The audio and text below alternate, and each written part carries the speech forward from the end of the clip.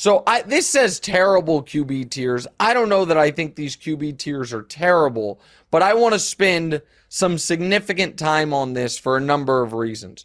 So one of the best things The Athletic and Mike Sando do is they get 50 NFL people, if you will.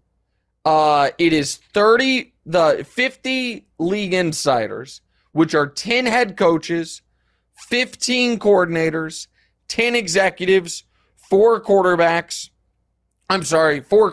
coaches, and a handful of folks involved in coaching and analytics to rank the quarterbacks in the league by tier.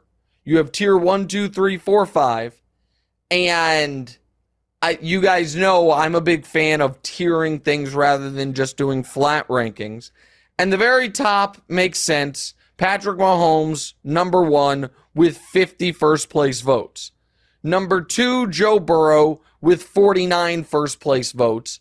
I actually, I'd be interested to see the person that said Joe Burrow was not a tier 1 quarterback. That, to me, is wish casting. He's clearly a tier 1 quarterback. It gets a little hairier after that. So Josh Allen got 44 tier 1 votes. By the way, I probably would have voted Josh Allen tier 1. Now, I wouldn't have him as the 3rd best quarterback in football, but he is, even despite the roller coaster nature of him and his almost frenetic style of play, he's a tier 1 quarterback because the upside's so high. Rodgers comes in next. He had 30 tier 1 votes and 20 tier 2 votes. Rodgers not a tier 1 quarterback. Flatly. And the cliff that so many folks, myself included, Max Kellerman and myself maybe most famously, talked about Brady falling off, that he never really fell off. I wonder if Rodgers fell off it last year. Wilds brought this point up to me, and I thought it was a smart one. And for Rodgers, folks try to convince themselves, oh no, but he turned it on at the end of last year. He flatly did not. Rodgers, at the end of last year, when they went on that winning streak, he did not play better.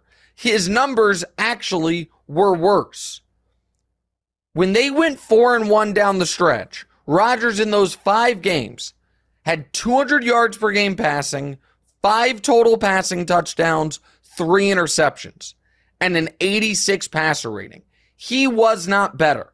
They won those games because they played the Bears, who were on a 10-game losing streak, the Rams, who were a disaster. They squeaked by against Miami. That was the game that we couldn't figure out how Tua was so awful in the second half with 3 picks. Then we found out he had suffered another concussion during that game. And Minnesota, they annihilated. Rodgers threw 159 yards that game. Minnesota turned the ball over 4 times. And then in their final game of the year at home in Lambeau, Rodgers was awful. They scored 16 points, and his final throw as a Packer was a terrible duck, a Hail Mary, when he didn't have to throw a Hail Mary, which made it 3 straight years. Rodgers' season ended at home when he couldn't make the play. The NFC title game against Brady, he could have run. He didn't. They don't get the ball back. The next year, 10-10 at home against the Niners, when the Niners offense doesn't score a point the entire game, he just throws Hail Mary after Hail Mary on that 3-and-out drive to Devontae Adams. I think it was Lazard he had wide open over the middle when they only needed a field goal. They then lose, and then at home to the Lions in a playoff game.